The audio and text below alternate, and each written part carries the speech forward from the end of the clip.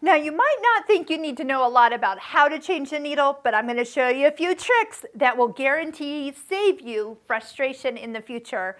We're working on the Husqvarna Viking Designer Brilliance 80, and yes, you do need to change your needles often.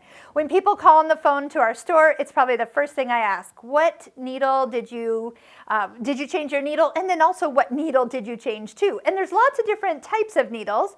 You need to match your needle to your thread, and then also match your needle to your fabric, your thickness of fabric and your thickness of thread. So if you are using a little thicker thread, you need to also be using a little bit thicker needle. So a couple things that I have out from what comes with the machine is your multi-purpose tool. By the way, this is going to be our handy little friend, this hole, and then also a screwdriver. The other thing that I need to teach you is not only are we taking this needle out, but as we tighten that screw, that we don't over tighten it.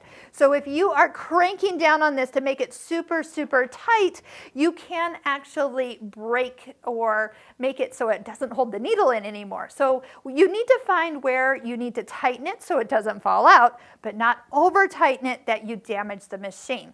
Okay, so first off, I'm going to take the thread out of the needle, and the other thing you can notice is you can lower the presser foot down. I'm using the button that's right up here to lower the foot down. That'll give you a little bit more room for both your hands and this tool.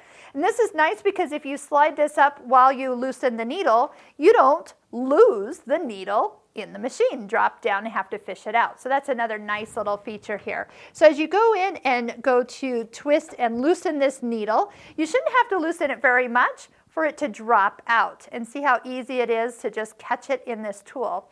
The other thing about this tool is there is a flat side kind of on the back, and so as you drop that into that D-shaped hole, the flat side stays facing the back. So when you come back to put it in, I always recommend that you drop the needle point down the foot first and then bring it straight up. So here's the next thing. You do need to make sure your needle gets all the way to the highest position, and I'm going to show you how you can check it without a quick little check. All right, so I'm gently tightening that needle so it doesn't come out. And the way to check if your needle is all the way up, because if it's not all the way up, it can hit things down below, and that's not good either, is use your needle threader. If your needle threader lines up with the hole of your needle, you know you have inserted it correctly and all the way to the top. Now I know sometimes people say, oh, I never use my needle threader, or if it's bent, have it fixed, okay? Come on. You have a great needle threader, especially if you're doing a lot of embroidery, we definitely can utilize that to check when we're inserting the needle.